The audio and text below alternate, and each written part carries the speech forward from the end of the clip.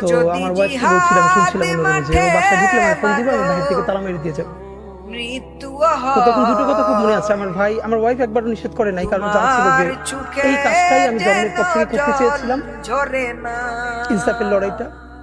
তো আমাকে এখন থামালে আসলে পারবে না, এটাও জানতো, আমার পরিবারের জানতো, কিন্তু তাদের তো আসলে ভাই, বিশেষ করে আমার যখন এখন দুনিয়া একটা বাচ্চা আসবে, তখন আমার ভাই একবার আমাকে বলছিল যে এই বাচ্চাটার কথা তো চিন্তা করা দরকার। তো তখন আমি দুটো কথা বলছিলাম, একটা হচ্ছে যে এখন পর্যন্ত যেই বাবারা রাস্তায় শহীদ হয়েছে তাদেরও তো বাচ্চা আছে, এমন তো না দুনিয়া এমনি এমনি আসছে, তাদেরকে যেরকম আল্লাহ দেখবে ওরও আল্লাহই দেখবে।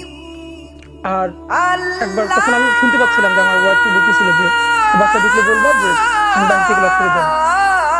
তখন আমার মনে আছে, আমি যখন বুঝতে পারছিলাম যে এরকমটা করতে পারে, তা আমার বাসার ছাদে 5 থেকে 15 থেকে বের হবে। তাই আমি বলছিলাম যে যদি সত্যি এইটা করো, যদি আমি 7 তালা দিয়ে লাভ দিয়ে করি, তখন তোমরা কি করবো, আমার বাচ্চা কি করবো? তো আমার মা খুব মনে আছে যে আমি এমনিতে ভাই, আমি তো সবার ছোট, আর এমনিতে ছোটবেলা থেকে আমি ভীষণ মানে একদম মায়ের সাথে থাকা আছি। এখন আমি মানে বাড়ি গেলে মার কাছেই ঘুমাই। তো মা তো কান্নাকাটি করছিলই।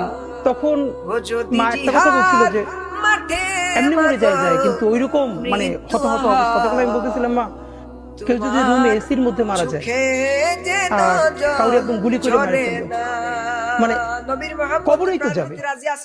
আর ব্যাপারটা তো এমন না যে যে এসির মধ্যে মারা গেল তার মৃত্যু কষ্ট কম, বরং জীবনে তো পাপ আমাদের সবারই আছে। হয়তো আমার প্রচন্ড পাপ থাকা সত্ত্বেও আমি একটা ইনসাফের পক্ষে দাঁড়ানোর কারণে আমার এই মৃত্যুর মধ্য দিয়ে আল্লাহ তোমার মাফ করে দিতে পারে। মানুষ মারো তোমরা, মানুষ মারো, যারে মারলা একটুখানি হিউম্যানিটি, বিবেক দিয়ে চিন্তা করো। যাকে মেরেছো ওই রাত্রে তার বাড়ির কাছে, ওই রাত্রে গোপনে তার বাড়ির কাছে গিয়ে দেখো তার মা কিভাবে তার সন্তানের জন্য কাঁদতেছে, মায়ের কোলটা খালি হয়েছে বলে কিভাবে কাঁদতেছে, তার বাবা কিভাবে কাঁদতেছে, তার বউ থাকলে কিভাবে ছটফট করতেছে, তার কলিজার টুকরা সন্তান থাকলে কিভাবে আব্বা আব্বা বলে কাঁদতেছে। যারে গুলি করে মেরেছো একবার বাড়ির কাছে গিয়ে কান পাতা শোনো।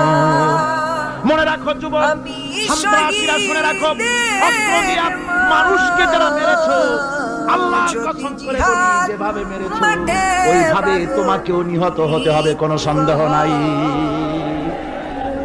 বাড়িতে গিয়ে ডায়েরিতে লিখে রাখো আমার কথা। থামো, বাড়িতে গিয়ে ডায়েরিতে লিখে রাখো, ডায়েরিতে লিখে রাখো। যদি তুমি কাউকে হত্যা করে তার বউকে যদি বিধবা বানায় থাকো, তোমার বউ বিধবা হবেই, কোনো সন্দেহ নাই। তুমি যদি কারো ছেলেকে এতিম বানায় থাকো, তোমার ছেলেকে আল্লাহ এতিম বানায় রাস্তায় ভিক্ষা